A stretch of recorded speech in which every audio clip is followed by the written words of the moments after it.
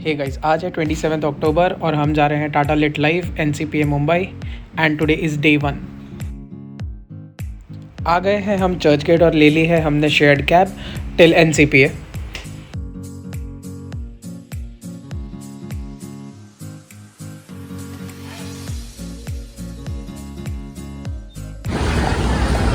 अरे ये alfredo pasta तो वो है ना, RDX का लड़का।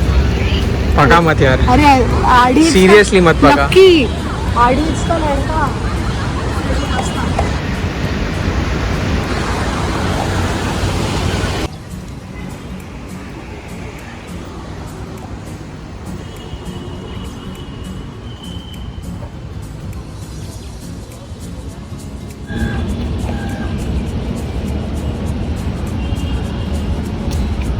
आ गए हैं हम टाटा लिट लाइव 2023।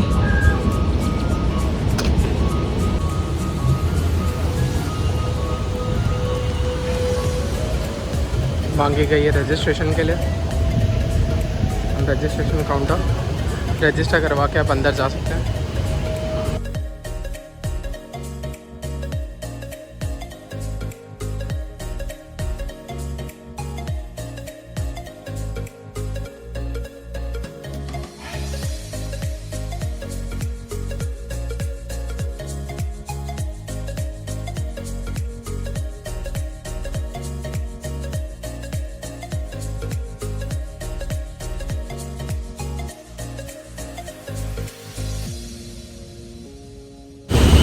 आ गई तो वापस टाटा लिट लाइव में। Third year fourth year. Fourth so अभी अपना टॉपिक जिस पर डिस्कशन होगा, वेयर इज़ दैट, हाँ ये रहा, whose line is it anyway. So AI पे है शशि थरूर के साथ। डिटे हैप्पी। चलो टाटा थिएटर। सो ये रजिस्ट्रेशन डेस्क, अंदर घुसते वक्त यहाँ पे आपको ये टोकन देंगे और रिटर्न आते वक्त आपको टोकन रिटर्न देना है।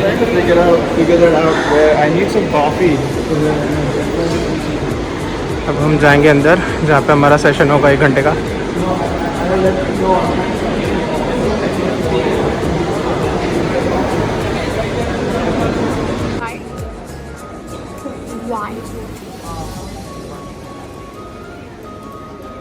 चल जाएंगे अंदर।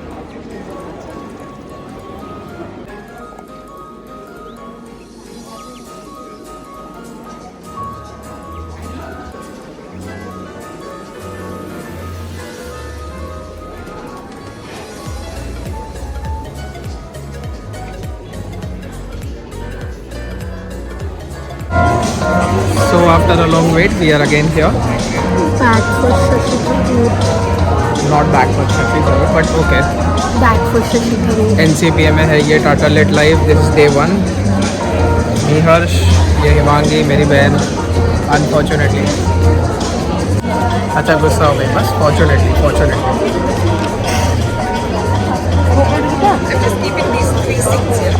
I mean, a good example is Google Maps. I mean, that's an algorithm.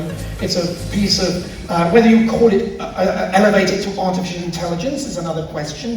You know, where is that threshold where you say code has become, artificially intelligent? And that's kind of an interesting one. But essentially, it's, if this road is very blocked, we'll send you down this road. If this, it's basically a set of rules like that.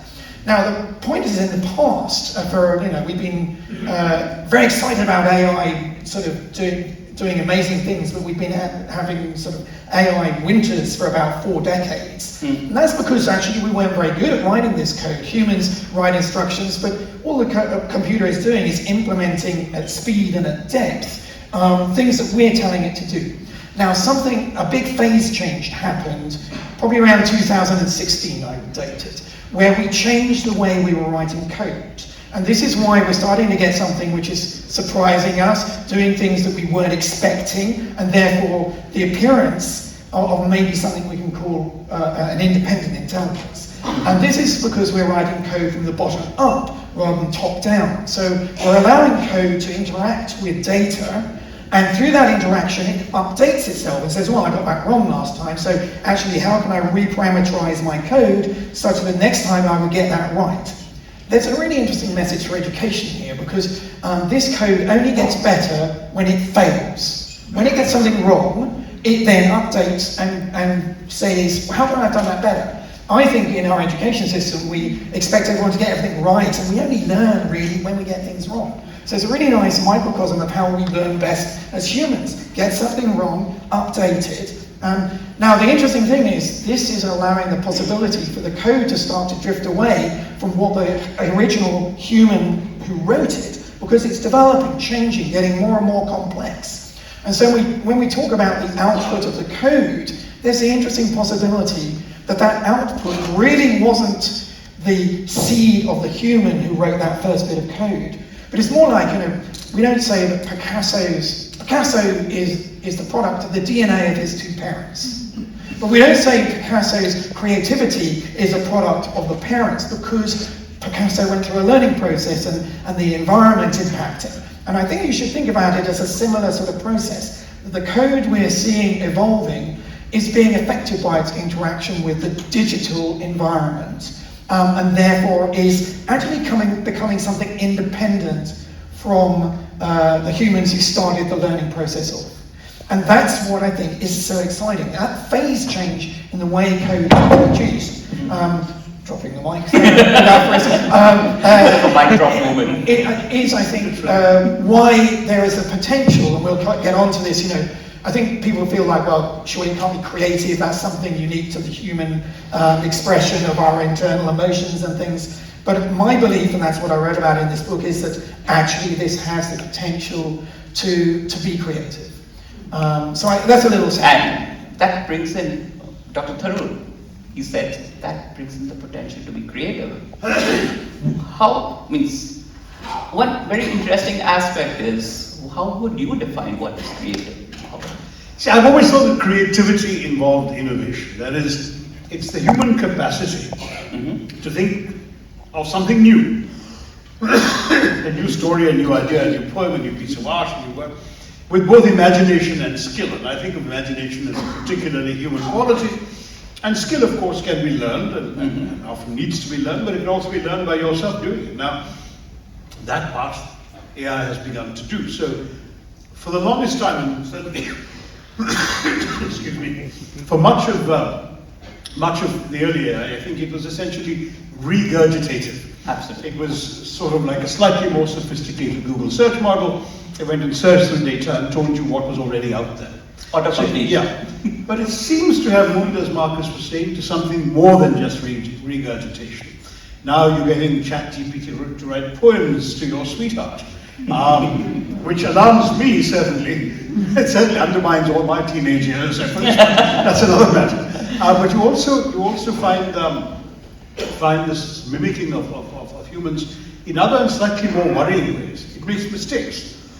I've been very struck by the fact that artificial intelligence, with its capacity to troll through all this data,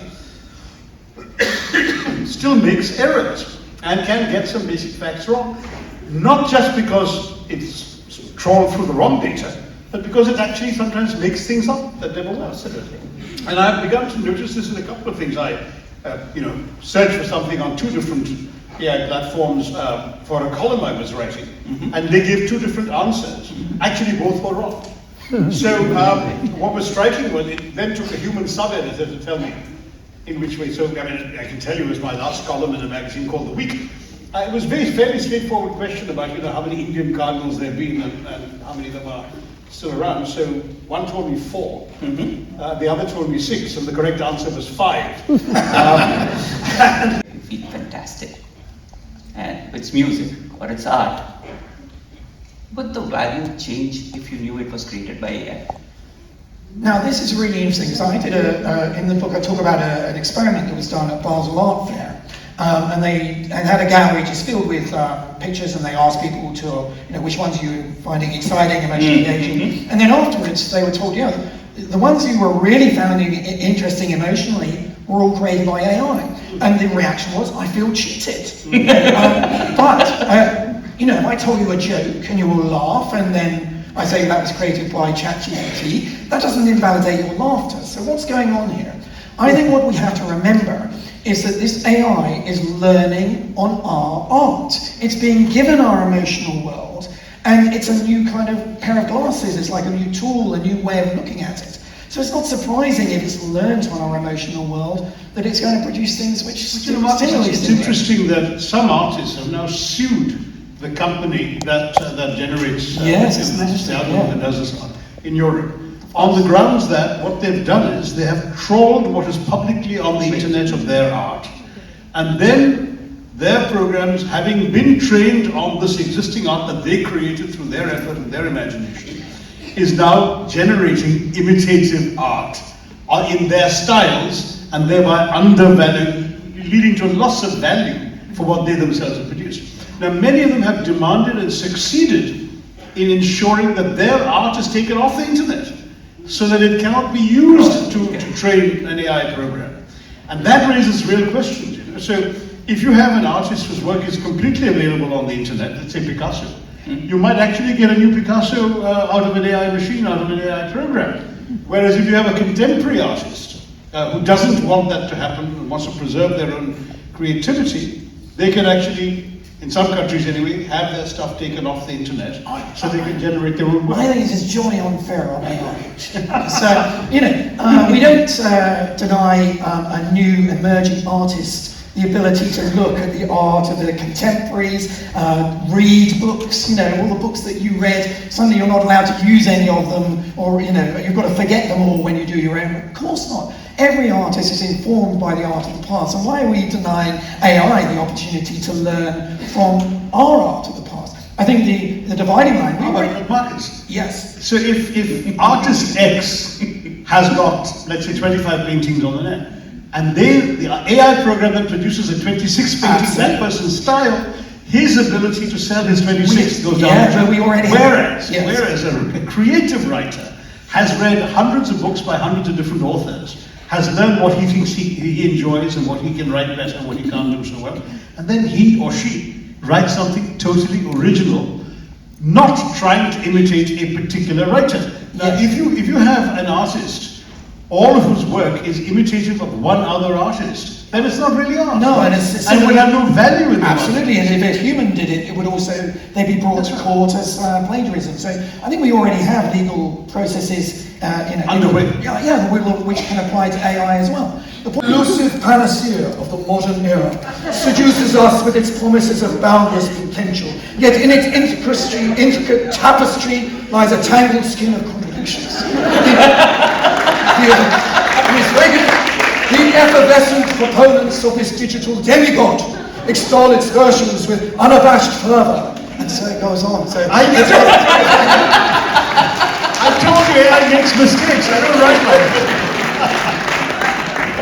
Anyway, you should do a podcast on my real writing. You read with so much emotion. That's creative. I don't think an AI program would read like that. So is that how Dr. Tharoor would write? No, I don't think so.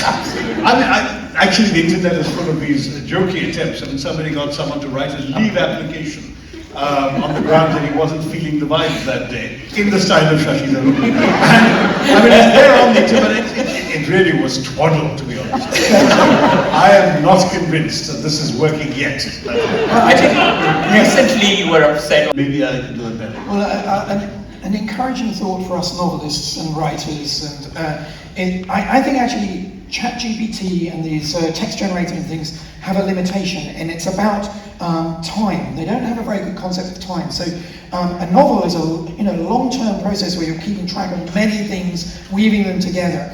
And ChatGPT sort of starts to just lose track of the plot, quite literally, often, after, it's very good at like 3 or 4 paragraphs, but you try and push it to 20,000 words, it really, it has enough memory to know what it said, but it doesn't weave it together very well. So, a 100,000 word novel, I think we're pretty safe, actually, for now, that it just does it. Because again, it does things on a statistical level. So it just analyses what's the most likely thing that comes out of the last sort of few things I've seen. So, I've seen a novel which was written, a collaboration between a human artist and one of the earlier versions of GPT, and it was just a stream of consciousness on both sides, actually. And it was kind of exciting locally, but globally it was incredibly unsatisfying. And even the jazz improviser was very interesting, because you listen to this concert and initially you think, wow, that's amazing, it's responding, but after about 5 minutes it becomes boring. Because the AI hasn't got anything to say, doesn't know where it's going, it's just locally producing things which are consistent. So my feeling is that at the moment, that long form, I saw a very interesting case of a novelist who tried to push GPT to its extremes to write something. And it was a spy novel, and there was one character that was a double agent. ChatGPT blew this in the first chapter. And you want the build up to, oh my gosh, that person was working for the other side, but ChatGPT just didn't understand that element of time. It blew the whole information in the first chapter. That's fascinating. So I think we're safe up here. As you start. In many ways, the encouraging thing that came out of this to me is that at least you still need human beings to prompt the software, and that the creativity may lie in the prompting. That may be the only sort of residual hope. I know Marcus is far more of a tech optimist than I am. But I would like to think that I expect more from a writer than an ability to prompt a software. I would like to think that there's a combination of that person's experience, that person's imagination, that person's suffering, perhaps if it's that kind of novel, that informs their writing. A machine which is merely stealing other people's experiences to inform itself about how to describe a certain emotion or a certain experience. To my mind, there's something inauthentic about such a product by comparison with a human being writing about what he or she has really experienced. You read, Manoj Vyapari writing about what it's like to be a Dalit. You read, there's this tremendous writing, from somebody who used to be a domestic servant, learned how to, and then wrote about that life. I mean, I would hate to have AI telling us in the voice of a novel of somebody who's been a domestic servant without ever having actually personally undergone those tribulations. You see what I'm saying? This is perhaps a very old-fashioned view, and 10 years from now people will think I was just a troglodyte or a Luddite or a combination of both. But I still value what human beings can bring to the table and to the world in ways that I'm still not convinced AI can do. Use AI for diagnosing illnesses because your best doctor has only seen 200 patients without symptoms, and AI can go through 1 million cases and give you the exact diagnosis. That's wonderful. Put it to good use in medicine, put it to good use in public health, put it to good use in all sorts of things. But let human beings do what they've always done and just use it, as you said very early on in our conversation, as a tool. As something that helps us, not something that supplants or replaces. So हमें 10 minute पहले leave करना पड़ा session को because we had to attend another what is that experimental theater में dance and art form के लिए. So अगर नहीं जाते तो रह जाता. So we are running right now. चलो भागो. ये मांगे बेस्ट सीट मिलेगी कि नहीं. वीडियो रिकॉर्ड कर रहेगा तो नहीं मिलेगा. चल भाग भाग भाग.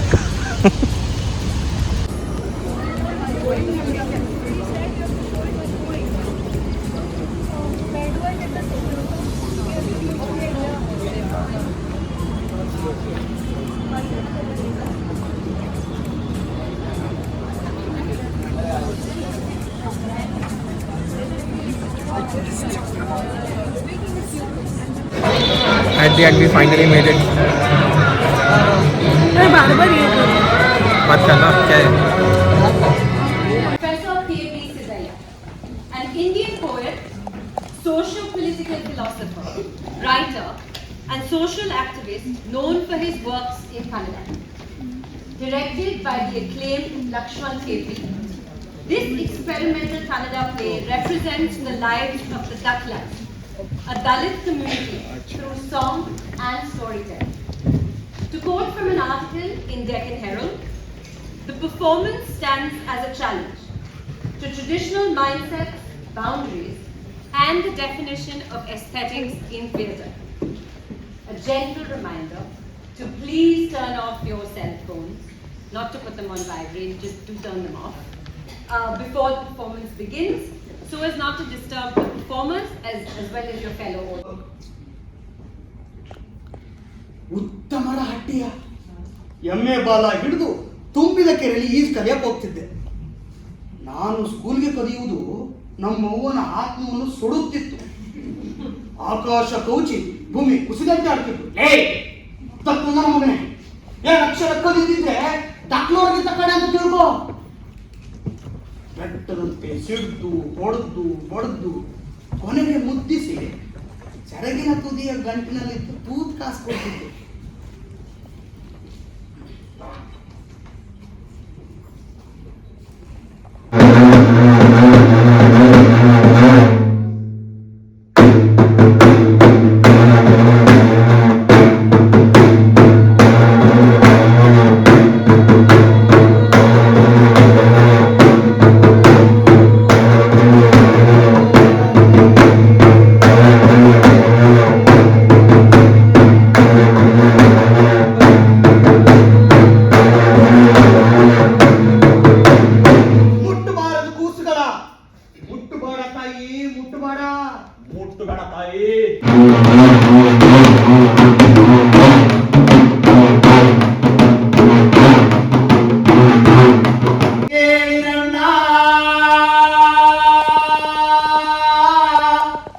ನೋವಿನ ರಾಗವನ್ನು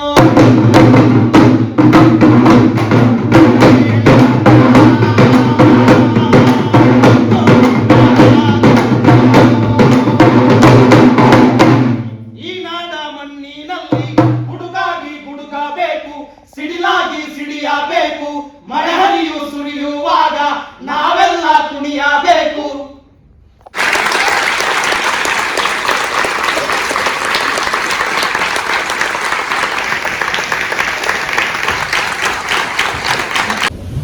प्ले हो गया है खत्म. अब जा रहे हैं फॉर डिबेट. डिबेट का टॉपिक है will India be a super power. Himangi what do you think? चलो बाय. यहाँ होगी debate. We are all set. I think yes, India will be the next superpower. And this is for voting. Okay, हमें सबको audience को दिया है and we'll have to tell are we for it or against it. I'm definitely sure कि for में ही जीतेंगे हम. So yes, Himangi, what do you think? For or not? देखो हमें ऐसा लगता है. क्या? Never know. चलो आई एम फॉर. मैं तो फॉर के लिए हूँ. India will become. Modi ji बताएंगे. मोदी जी बताएंगे. Let's see. And if you support the motion, you have to show us the blue side. So let's go with the blue side first. Okay, so I'm also going to use Meher's assistance because the light is a bit against me. Okay. So it seems like, okay, should we look at both at the same time? So blue for the motion, yellow against. But that's not necessarily the way our speakers here have to go to. On that note, I'm going to now hand over to the first speaker for the proposition. That's R. Jagannathan. So, Jagan, it's over to you. Yeah. So it's 7 minutes, and Mayor is going to be ringing a bell to warn them a minute ahead, and then at 7 to close. Thank you and welcome once again. When I start. Can India be the next superpower? Yes. Should India be the next superpower? Absolutely yes. But the question today is, will India be the next superpower? The answer is no, because we're not headed in the right direction. What is a superpower? When we talk about economy and military and soft power, which I agree with, first and foremost, superpower is a country that is respected, admired, envied, and hence feared. Respected, admired, and envied, first by its own citizens, next by citizens and leaders of other countries. With this framework, let's see if we are headed in that direction. moral purpose. Let me tell you, neither of any of the superpowers have had any moral powers. They have moral posturing. They have not had any kind of moral purpose, apart from using that moral purpose to put other people down. Okay? That is what they have done. They have not had any moral purpose.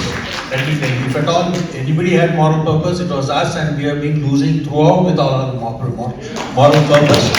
We're talking about non-violence and we're getting beaten up everywhere, and then you think that is moral purpose. No way. I think moral purpose means standing up, being willing. The only way you can prevent violence is to be ready for it. The only way for peace is to be ready for war. There is no other way to do it. There is no way to do it. That's one point.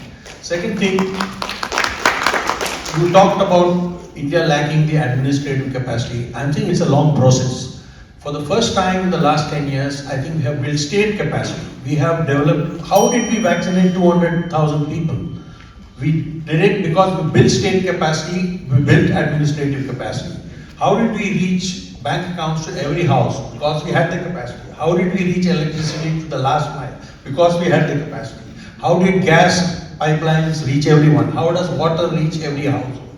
How does Swachh Bharat destroy dysentery and the kind of deaths that create informality? Because we had the state capacity and the will.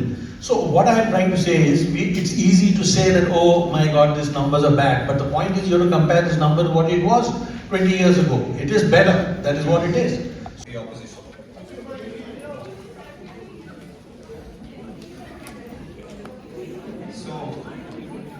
It's like, Most of them are for yellow, everyone agrees yellow. but हमारा तो green है भाई. Okay, so no,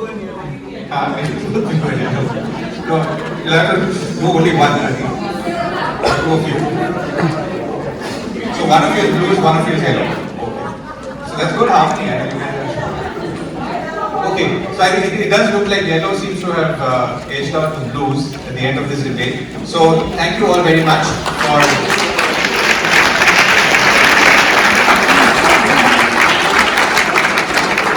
और ये monkey कैसा था?